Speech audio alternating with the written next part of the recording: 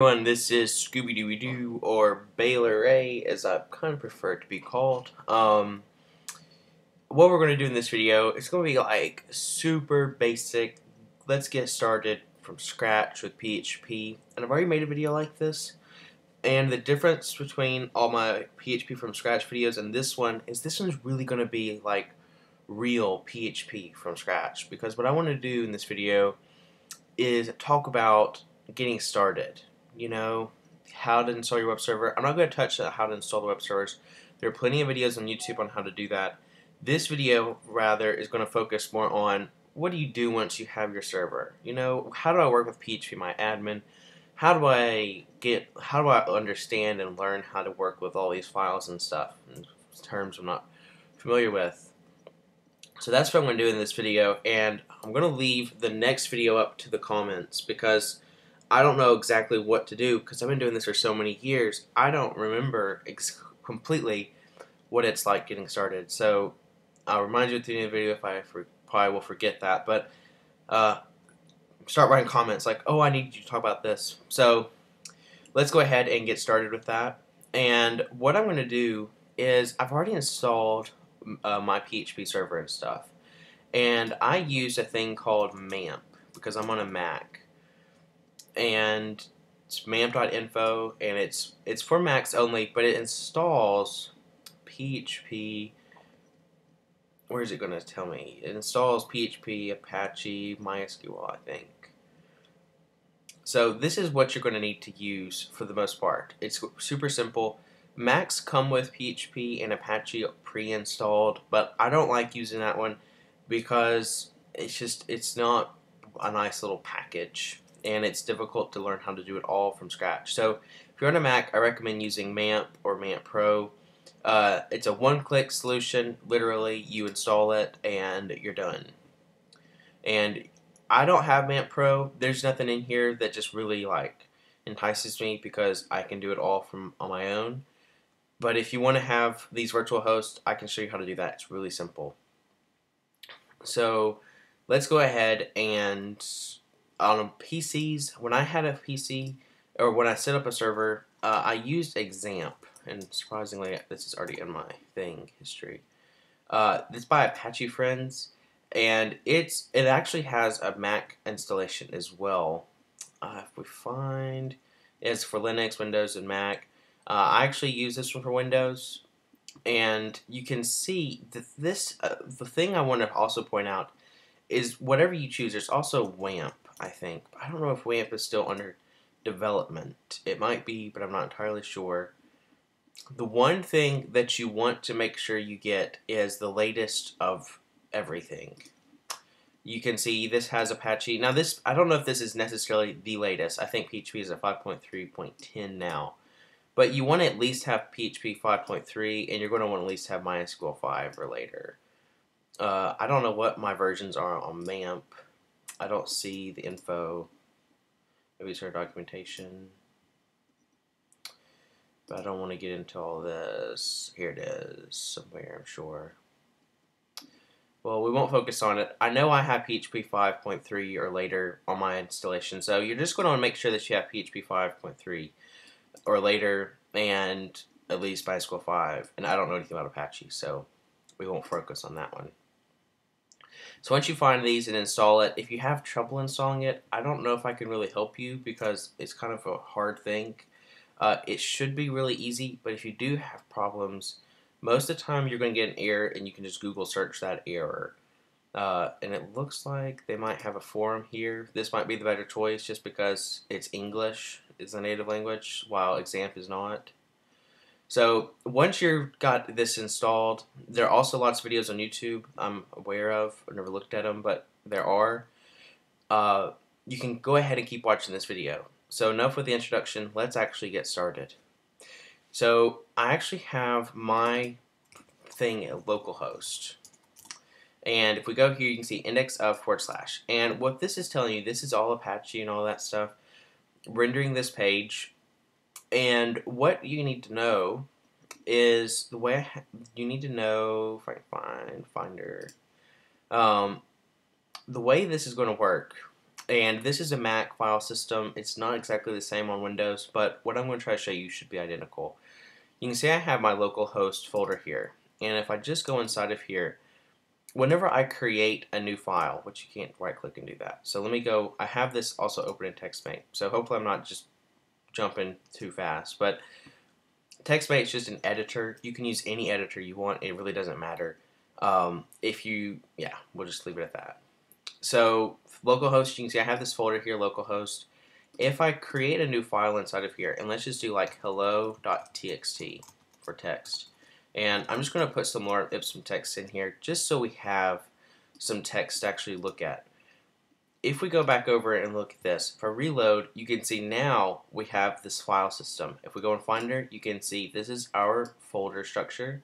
We have hello.txt, and you can see it's presenting that same thing to us. It's just listing this directory.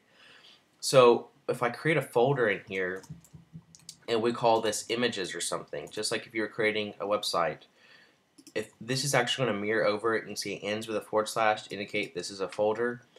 The thing to remember is that what makes web development pretty easy is that your web server is just a mirror of a file system. Everything inside of this localhost is at the root. I could come inside of here.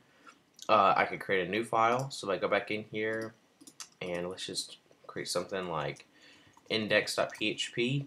PHP is the language extension, if you don't know it. If we go back over to Chrome, reload the page and go into this images directory, you can see it's rendering out index.php. I can come in here and put out hello people and reload. You can see it's put out hello people. It's just a text. PHP is kind of be considered just a text file, really. It's not, because it can allow you to embed PHP, but you can also just write up regular HTML inside of it. So you can see I was able to just put that out here and it just rendered it. And you can see we're in the images directory. I can actually access this file index.php. I can also go back up to the root and go to hello.txt, and that loads out this file here. So that's what I wanted to show you, is that your server is just a folder structure, and you can do everything you need for the most part right inside of Finder or Windows Explorer, I think is what they call it, but I don't know all the names. So once you understand that, it should be pretty simple as to all you're doing here is just dropping files in here, and you can access those files at whatever you name it, and you just do a / here. So with this done, we can go ahead and take a look at phpMyAdmin.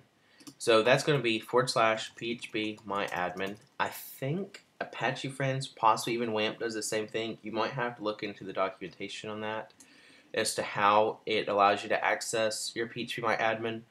I was taking a look at it, and I only know how to do this really easy with Vim, but I can load this file. I think it's applications, MAMP, config, extra, Apache. What are some files in here? Am I in the right directory? Oh, it'll be Apache. And I'm looking for my HTTP config file. Okay, so this is your HTTP D config file. It's essentially just your configuration file for Apache. Okay, and here it is. If you can't access, like I showed you, I can go to phpMyAdmin, just a / on it. It's able to do that from this alias right here. It's just saying on any web server or any local host, if I go to / phpMyAdmin, it's automatically going to load phpMyAdmin here. That's one of the things that makes this really easy. If you try to do it and it failed, just copy this line of code. It's not too much, and it should do it right away. You'll have to change this, of course, but that's all it's doing. Oh, and you're probably going to want to copy this in here too. So maybe I'll try to add that as a code snippet somewhere. Okay, so with all that done, what we can do is we can come back to phpMyAdmin, and you can see here are a list of databases that I have. And a database is just, why is Chrome frozen?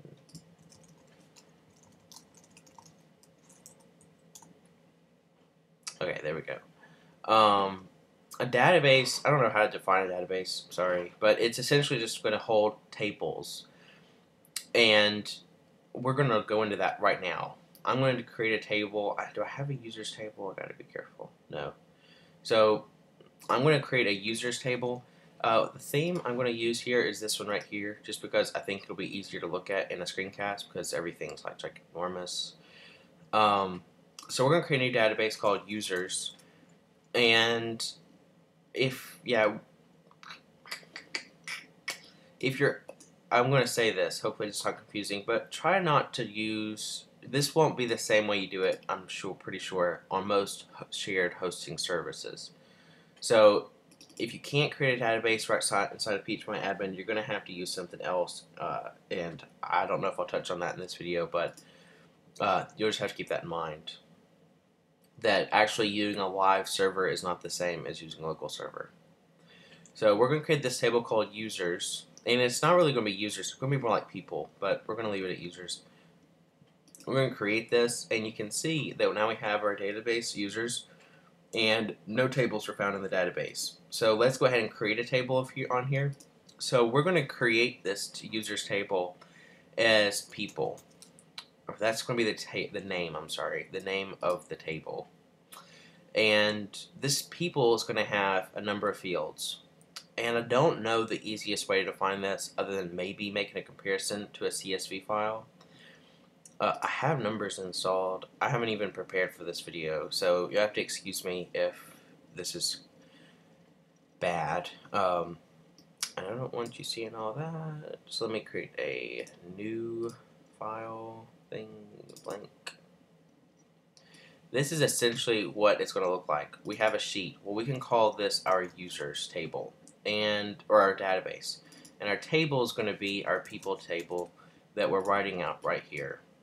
So what do we want? Well, this is going to be an ID. This is going to be what defines somebody. So 1, 2, 3, 4. You may have seen that on websites before where you actually go to, I don't even know one off the top of my head, where you just go to something / 1 or 2. So we're going to name, this is our ID. We're going to name this one as their name. So this could be Baylor, I don't know, Smith, that's not that's the last name. Marcus, and I don't know. We're going to leave it at 3. So we have 3 names here, and what we're going to do is, these are just our fields, okay? We have 1 for an ID, 1 for a name. So we know right away we need 2 fields. So we're going to leave it at that, and we're going to go ahead and go here, and this is just really wild looking. I mean, these aren't even the same size. So we have our first one. This is going to be an ID, and this is going to be an integer field. So integer, or int, I guess. And what this says is the type of this field has to be a number. We can't pass a letter character or a symbol, things like that. And the other thing we have to do is we want to set this as the primary index. And you can only have one primary index on a table, and we want to have this as auto increment. I don't know why they abbreviated it, but they have, and they don't even set it as a title anymore. Or I don't know if they ever did, but there it is, auto increment. Which means, as you can see here, it goes 1, 2, 3, 4. It's going to automatically do 1, 2, 3, 4 in our table when we create new fields. And here we're going to have our name, and this can be a variable amount of characters. So you need to kind of learn through these. A lot of these are kind of pretty obvious. We have text. Text is going to be like paragraphs. We have long text and tiny text, which are just different links. Vark here, though, is going to actually be a one-liner, and it's usually going to be something like a URL to a website or somebody's name or email address. And I think the max can be for the length of characters like 255. But that, I mean, that sounds short, but you think about 255 characters, that's a lot. I usually set mine around 100. But if you need something longer, like a biography, you're probably going to want to have text on here. So you can see this is going to be an integer, this is going to be a float value like 1.2, different things like that. Character is actually going to be, it has to be 5 characters long. It can't be longer, it can't be shorter. So 100 and varchar will be perfect for somebody's name. So everything here I would just leave the same because I'm not completely familiar with all of it. But we're going to go ahead and save this table. You can see now we have our setup. And I'm just going to go ahead and insert a field into this. So we have somebody's name. We can leave this blank. It's automatically going to go to 1 because it's auto increment. And for somebody's name, what we're going to do is I'm just going to put in Baylor. And let's actually do this one too. Let's just put in somebody else's name, like Marcus. So go, you can see it's inserted 2 rows. You can kind of ignore the SQL for right now, but essentially all it's doing is inserting 2 users. And if we come back over to our browse area, you can see our table, ID, name, Baylor, Marcus. And it looks a lot like our actual CSV. So maybe this was a good example thing to use. So now we can actually pull this information back from this our phpMyAdmin. So phpMyAdmin, you can rewrite everything here pretty easily once you understand how it all works. All it's doing here is using SQL and just creating a UI. And this is really is how a website works. You have a database, it stores information here, and then you write this kind of SQL code to pull information from the database and present it. Just phpMyAdmin's interface looks like an admin area that's like really complicated. But once you get kind of comfortable with it, it's really pretty simple. And it has explain SQL. What is that going to do? Not anything that's just super helpful. So let's go ahead and get started with this.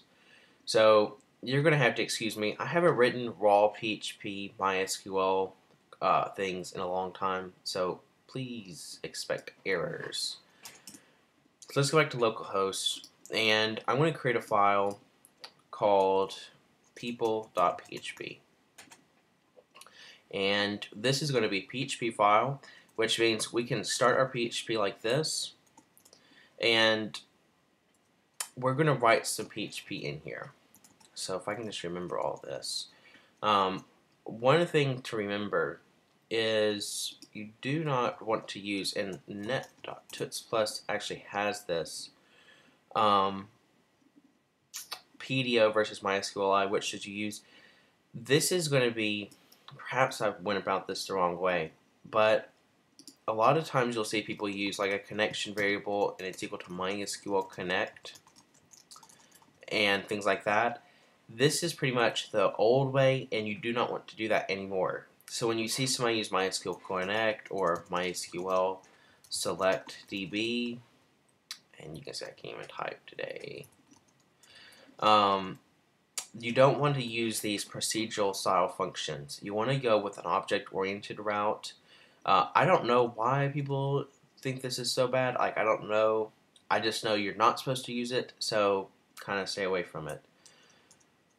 So I'm going to use the MySQLi approach. PDO, you can read this article on here. It's really helpful, and it says you should use PDO, I think, at the very end. And it has some good points as to why you should use PDO. But we're going to go with the MySQLi route. And I actually have a video on it, which makes me feel bad because, or no, I don't know if bad is the right word, but the fact that I can't even remember all this. So, you're going to learn some PHP while we're at this. Okay, so this is going to be pretty easy, I think, how this works. So we're going to create a connection variable here. I'm just going to call it MySQL. And it's going to be equal to a new MySQL. Is that how that's defined? No, it's all underscore. Okay, so new MySQLi, and here it is. We're going to have localhost, my user, my password, my DB. Well, how does this work? What are we doing with this? Well, let me create a new tab real quick for localhost, phpMyAdmin. Okay, So where are the users? There's a thing that tells you the users somewhere in here. Maybe under privileges. Yes. So you have users in phpMyAdmin, and this is, you can find these other places, but essentially it's showing that I have a root user and his host is localhost and his password is yes. The password's root. It's just root. So if you look back over at your MySQL, I think it's asking for a host. Well, we can look at these up here at the top. Our parameters in order from where you have to add them. We have host. This is going to go to localhost. So let's do that one real quick. Localhost. And then we're going to have to pass in a username. Well, my username's root. So let's do the root for the username, root for the password. And if you look at this, you're actually going to see somewhere, oh, it's over here. This is just super wacky looking. I know this is not the best way to do it, or to learn about PHP functions. And I can't think of one off the top of my head that would actually be usable. But let's just wipe one out real quick.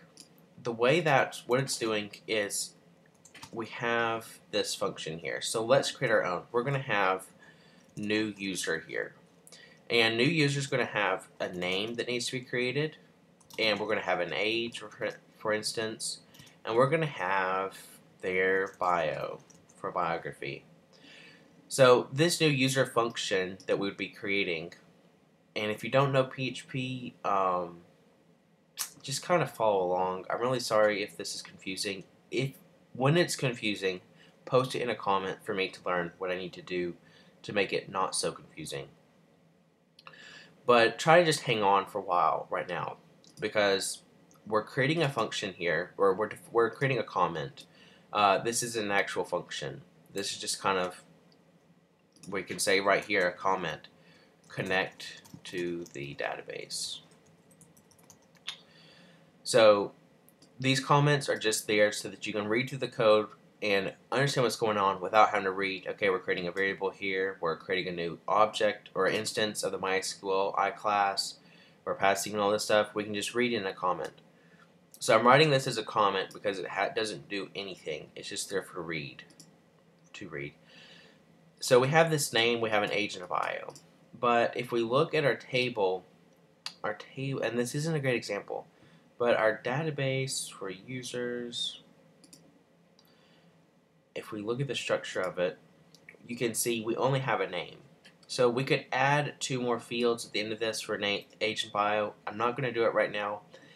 All I want to show you is that if we wanted to make these optional, so you only have to create a user with a name, the standard way of doing that is by putting them in square brackets, like so. So all this is saying is that you have 3 parameters that can be passed, but we're only focused on the name one, and if you want to pass an age you can, and if you want to pass a bio you can. So that means we could call it new user Baylor, new user Baylor and 18, or we could call it new user Baylor 18 and a web dev or something like that. So all 3 of these are valid and they're on the same function. So that's essentially what these are defining, is that these square brackets are saying these are optional. Now, why they're optional, if I can get back over here, like this one's optional, everything here's optional. I don't know why. Oh, that's why. Default host. I get. You don't have to worry about all that.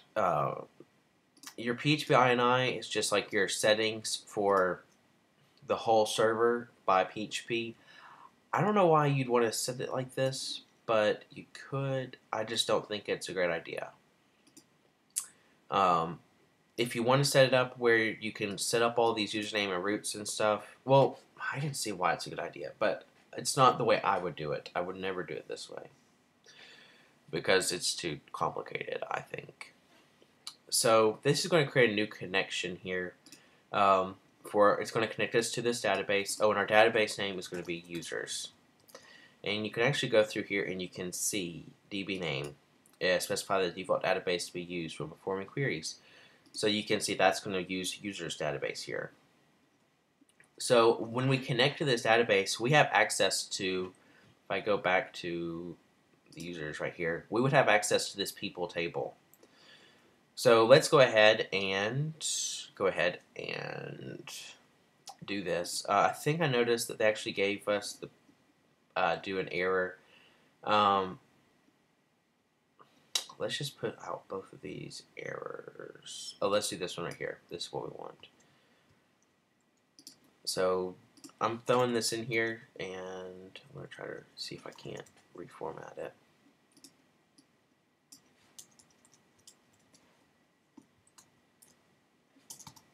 There we go. This is the official way. Object-oriented is what O stands for. Object-oriented way of doing it. It's broken until 5.3. So there's the reason why you'd want to use 5.3 or later in PHP. Okay, so let's just go back and load this file. If we go back to our browser, go back to index of, and reload, there's people.php. I can open this undefined variable MySQL I. Why? Oh, I didn't name it MySQL I. Okay, there we go. That's another thing. You notice how I got that error? You're going to want to set error. Oh, I don't know where you set this exactly. It's probably. Where am I right now? We're going to want to go to. Is it not in here? There's PHP 5.3.6 configuration php.ini error. It's going to be in here somewhere. There it is. I have mine set to all, which basically just means that, and like I said, when I'm doing stuff that you don't understand, just ask me, because I realize this is a little over your head, I'm sure, but all I'm just trying to show is I have all here. This is my server default. I don't even have to set this up, but if yours isn't, you're probably going to want to set it to error reporting to all, like that. Because whenever it's set like that, I can reload this page, everything's working.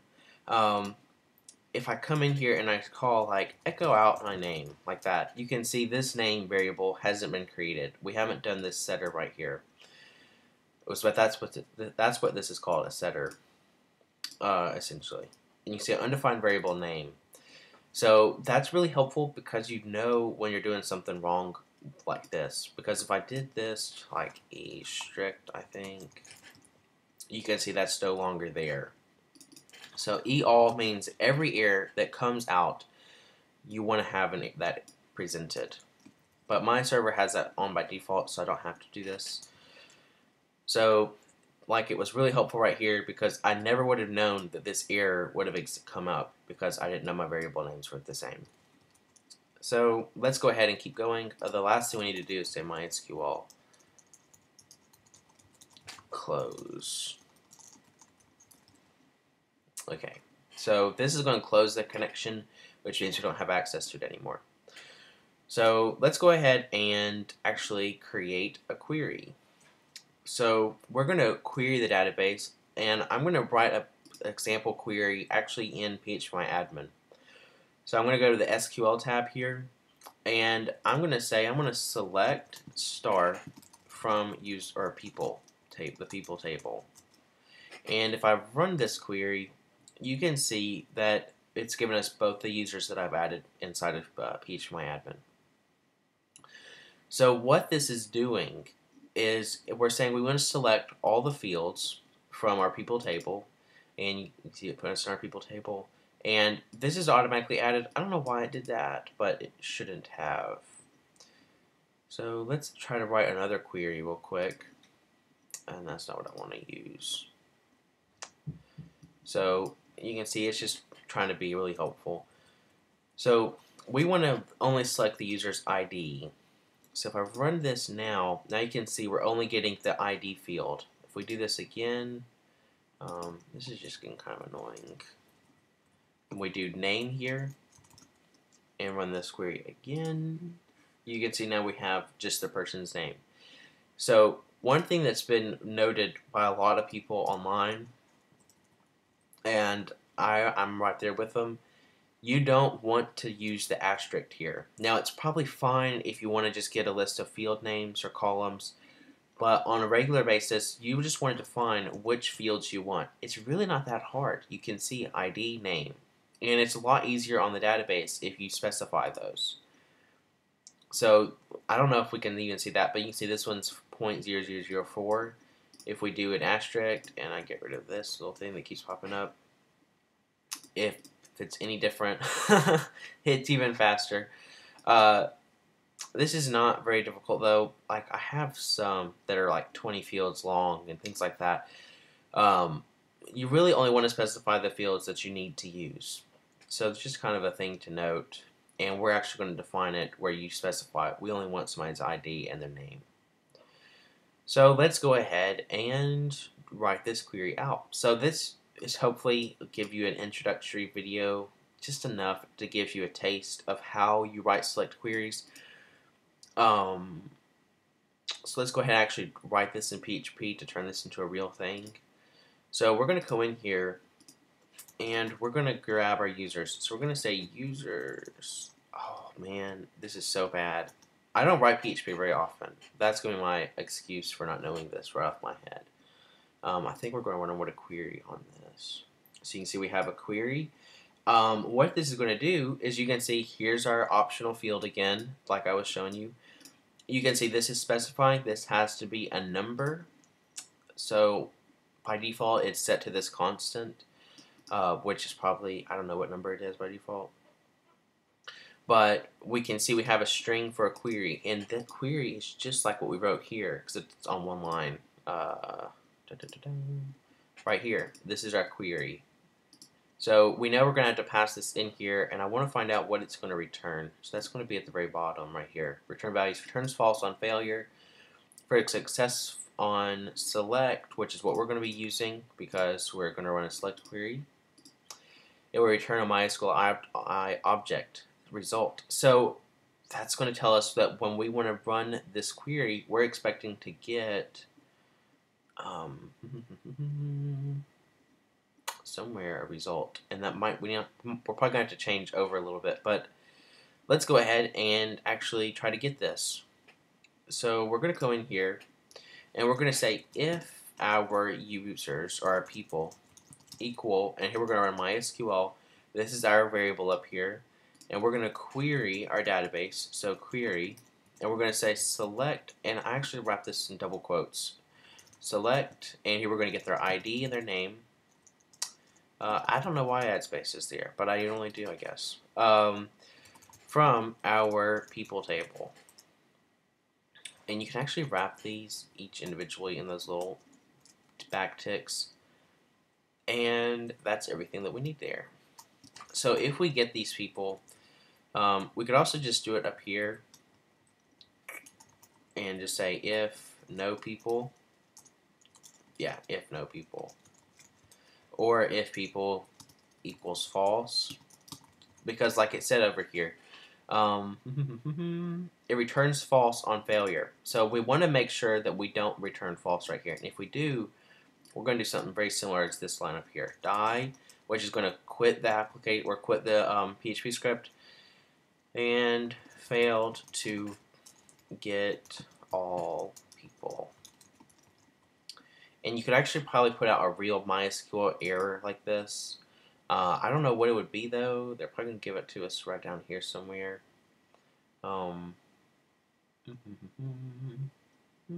MySQL error right here. So we could do that. We could throw in here a colon space and put in MySQL error.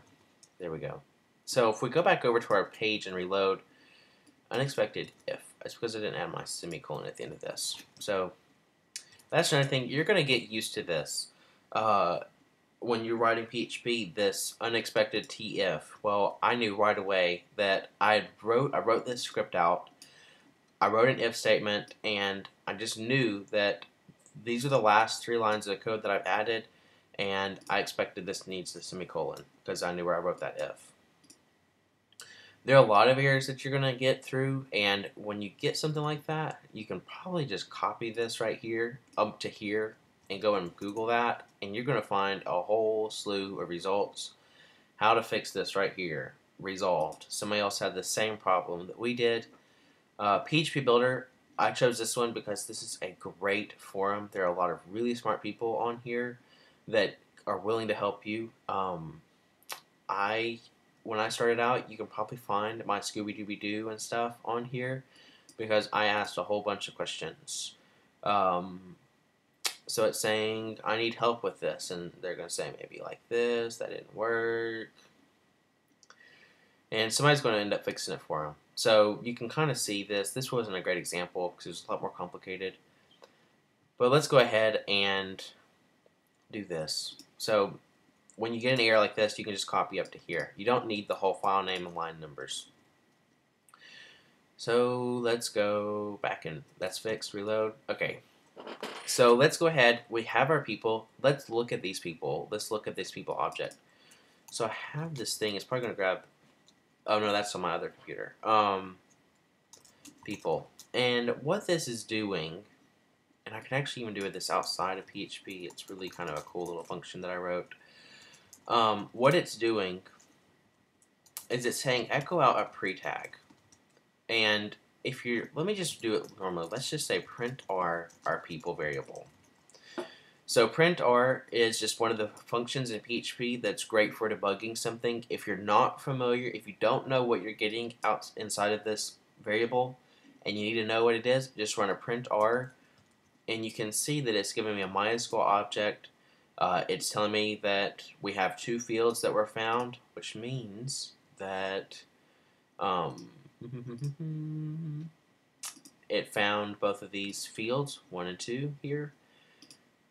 And that's also numbers, I guess.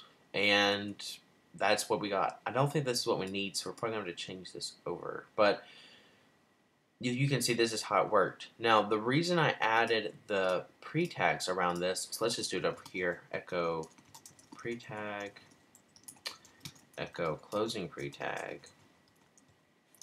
If I reload this, now you can see it's formatted. And if you look at the view, if you view the source on this page, you can actually see that this was, they add line breaks inside of this. So the pre-tag is there because it makes it super easy to read this instead of it all being on one line. They break it into lines where it's really helpful. So I wrote that little snippet where if I type in debug and I can type in the people variable here, you can see it puts it all on one line like this. So this is actually, I don't know if I have a video on how that's working exactly or not, but why did they add a whole extra space right there? I don't know. But there it is again, same result, except this is on one line, so I can just delete it like that. There it goes. There we go. So that's just a little thing I wrote, I guess. I actually think, I don't know if you're using TextMate. There's actually an editor just like TextMate for Windows. It's like eText editor or something like that. Yeah. And this one actually, it's based on TextMate, the power of TextMate on Windows. And when you see this snippet that I've got over here, Baylor Arrays, bundle, debug, oh, right here for regular one. You can see I type in debug. It's when I type in a tab after it, it prints out this up here, and this is just the snippet or the syntax for writing these out. And it's scope selector, which means this only runs inside of source.php. So this is a source file. If I run Control-Shift-P, I think you can see there's source.php. Let me know. That's it. If I run it outside, if I go down to here, you can see this one's text.html. and this one actually wraps it in PHP tags. So if we come, that's how I was able to do this down here, because this one's scope is text with HTML. And debug, there it goes. So here's an observation, hopefully you'll note, is that you remember I did my print R like this, and I was able to print out the people variable. Well, you'll notice if I do debug here, it actually has a second parameter, true. And if you look at this, you can actually go to php.net and type in just about any function you can think of. So print R is ours that we're going to look at. And you can see that we have a Boolean value. That means it has to be true or false. You can use a 1 or a 0. I don't recommend doing that. It's really weird when I see people do it. But you're going to set it to true, and that's going to return the value, which means if I come in here and I set this to true, and I come back over to this page, you see it doesn't do anything. But if I say echo print R, now you can see it's echoing those results. So that's why I was able to do this pre-tag and came over here and did it again. There we go. So if I don't do it this way, you're going to see that it's either going to go before or after those tags. Actually, I don't know what it did exactly. I guess it returned. I don't know why it did that. These are not things that I usually do to play around with PHP. But there we go. So what we wanted to focus on, though, since we've gone completely off subject, is our people here. So this is not what I'm looking for. I'm looking for something that gives me easy access to these people. So let's see how they actually do it in the demo. They run this.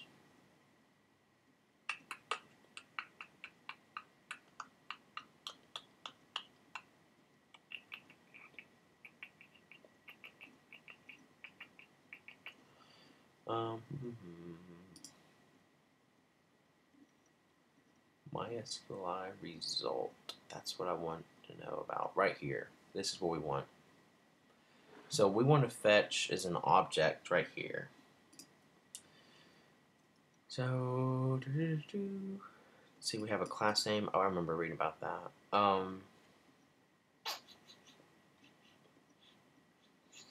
And the example, we run this query and we loop through. We have, okay, so let's actually do this.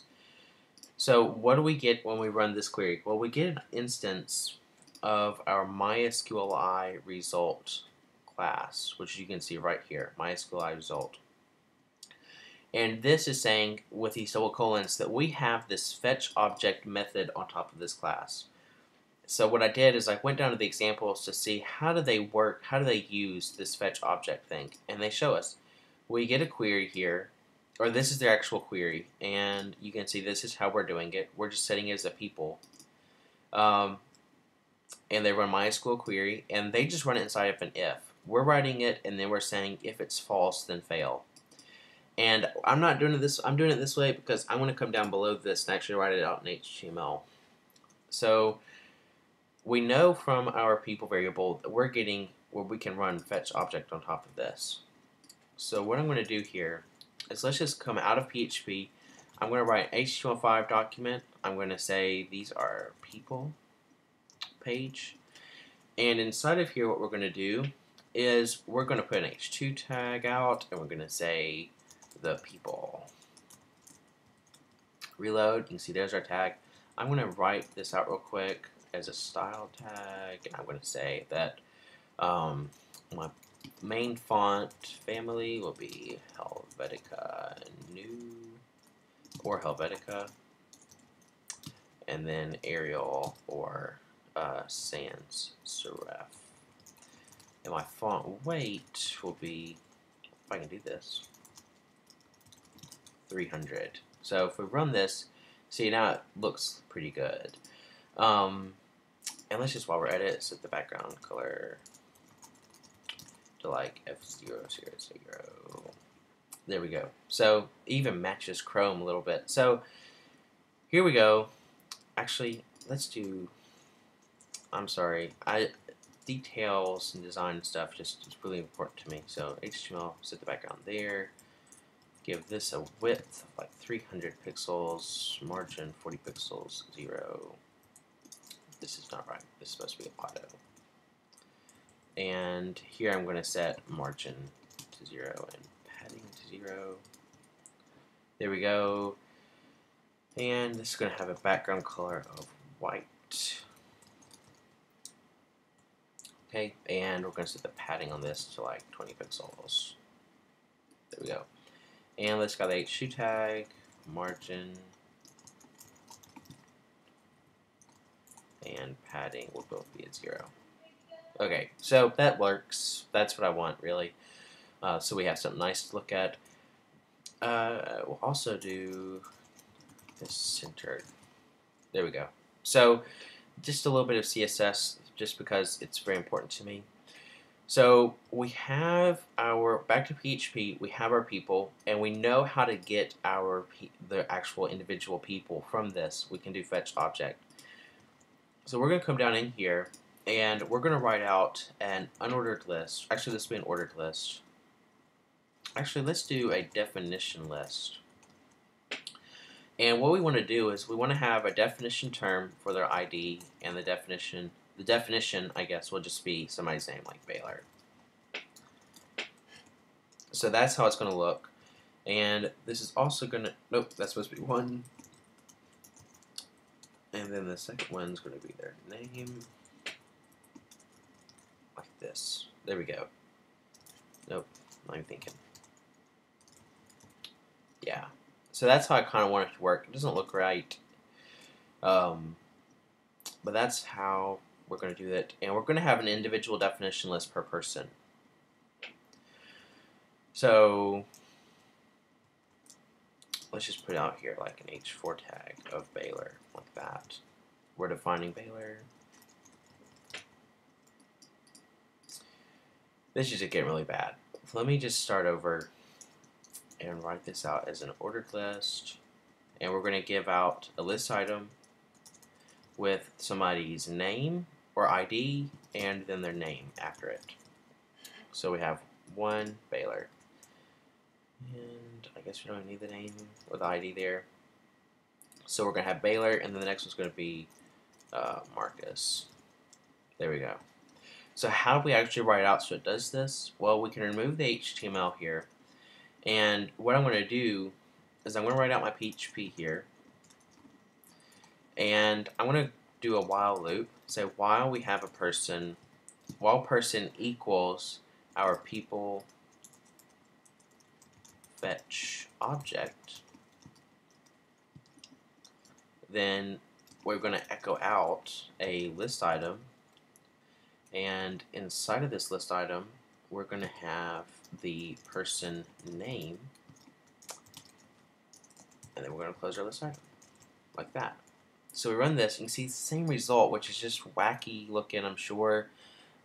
We can do up here, we can say order by ID descending. Now you can see it's reversed that, which means we could come in here and put a space. No, we don't need space there. And we can put out the person ID. And now you can see we can have the actual user ID. And I can actually wrap this in a strong tag. So now that's not very bold looking, but we put this into just a regular unordered list. So there's their person's ID and then their name. So this is just the basics of working with phpMyAdmin and pulling stuff out. Hopefully it's made sense. Now I'm going to go back, and because I've written a lot of PHP in here and this while loop and stuff like that, it's really probably useful to go to YouTube, user Scooby Dooby Doo, and find my PHP from scratch videos. So if I can stop this, stop, download. PHP from scratch right here, because I have videos that actually say what are functions and I'm really glad that ad popped up because that's something I want to talk about. What are if statements and what are arrays? What is the syntax? Things like that. These are some useful videos if you're brand new to PHP, because it's actually going to talk about what are all of these things. So the last thing I wanted to point out is that I really do recommend using HostGator as your first host. Now, I know if you look and you ask people questions, every single person has their own host that they recommend and why they're great. And it's really probably impossible for me to really have some useful experience that you're just going to be like, yep, that's why I'm switching over. The only reasons I really recommend using HostGator is because, one, their support's really nice. I can't tell you how many times I've had problems and they've helped me out within a day. For the most part, you can just go to HostGator.com and they have this live chat. I don't know if it's 24/7 or not, but I've been able to ask all the time, can I do this? Why isn't this working? Things like that. And the other thing is, they support PHP 5.3. 5.3 right here, and all you do is just go in here and you add this to an htaccess file. It's really easy and it allows you to use PHP 5.3. I can't tell you how many hosts I keep finding that don't allow you to write PHP 5.3, and once you get started with PHP and you start writing with PHP 5.3, you're not going to want to go back. You're going to want to stick. And here's super cool. They have PHP 5.3.10 or higher installed on our servers. Well, if you go to php.net and you look, PHP 5.10 was just released this month. They are on top of the ball with getting 5.3 installed. I'm not saying that not all hosts are like that, but in my experience, I really like HostGator. It's really easy to use. It's pretty cheap. I actually have the baby plan. It's really $10 a month. They have it at $6 a month because they have this 20% off. It's normally like $10 a month, but you can probably even get by with just the regular hatchling pan when you're getting started. Because if you look at these, everything's pretty much the same except you only have one domain. I'm allowed to have unlimited added under my domain. So if I'm really tempted to make a video on working with cPanel, I don't know how requested that is. That was something that also took me a long time to get used to. But before I go and make any more videos, I really do want some feedback as to what you guys think is helpful. So this video is an hour long. I had no intention of making an hour-long video, but hopefully you feel fairly confident and comfortable where that you can go and work with phpMyAdmin PHP if you weren't before. And like I said, I don't know what else y'all need to learn, what else is troubling y'all, but when you think of something, just ask me in a comment and I'll try to make a video on it. So thanks for watching this video, and goodbye.